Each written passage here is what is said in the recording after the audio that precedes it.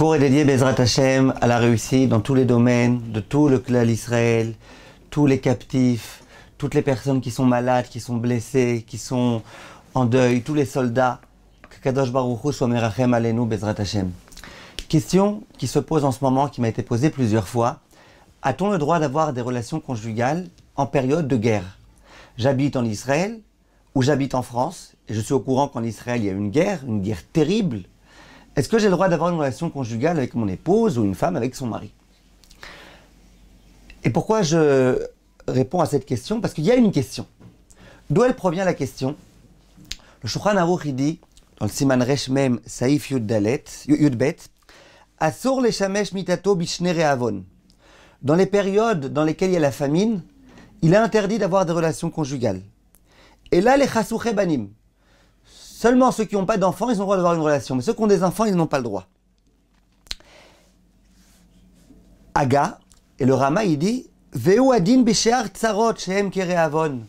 Il en va de même pour les autres souffrances, les autres difficultés qu'il y a, qui sont un peu ressemblantes à une famine, qui sont visiblement des difficultés collectives, qui concernent l'ensemble du clan d'Israël.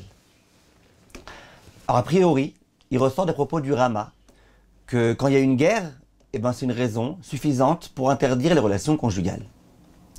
Alors, je vais essayer d'être le plus rapide et le plus précis possible. Tout d'abord, il faut savoir qu'il y a certains grands décisionnaires qui disent que lorsqu'il est écrit ici à Sour, en fait, c'est pas vraiment un interdit. C'est simplement Midat Rassidout.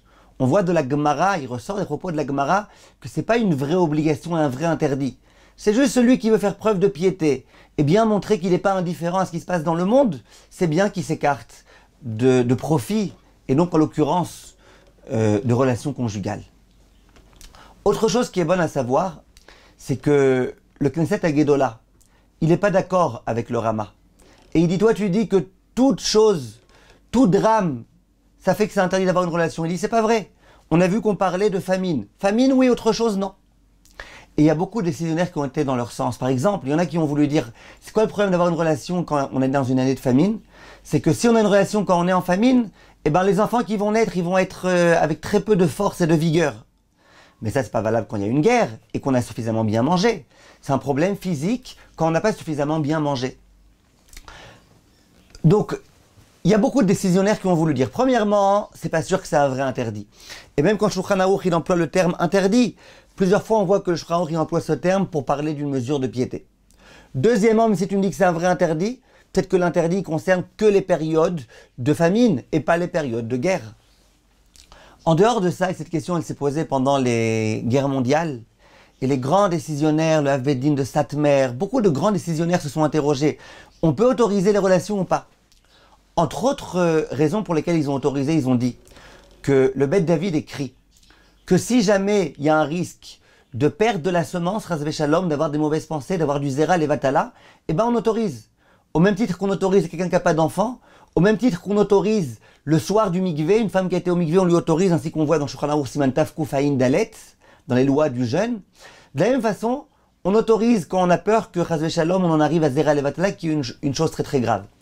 Or, disent les décisionnaires, à notre époque, où il y a des grandes difficultés de tsniout, et les gens, ils risquent d'en arriver à Zera Levatala, en particulier quand la guerre, elle dure longtemps, et que pendant longtemps, ça serait interdit.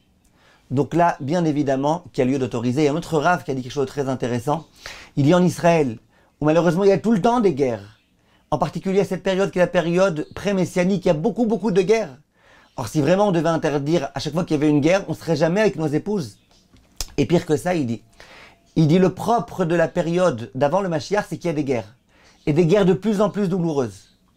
Or, le Mashiach, il viendra, ainsi que la Gemara le dit, que quand toutes les Neshamot qui doivent venir sur terre seront venues, que lorsqu'on a eu assez d'enfants.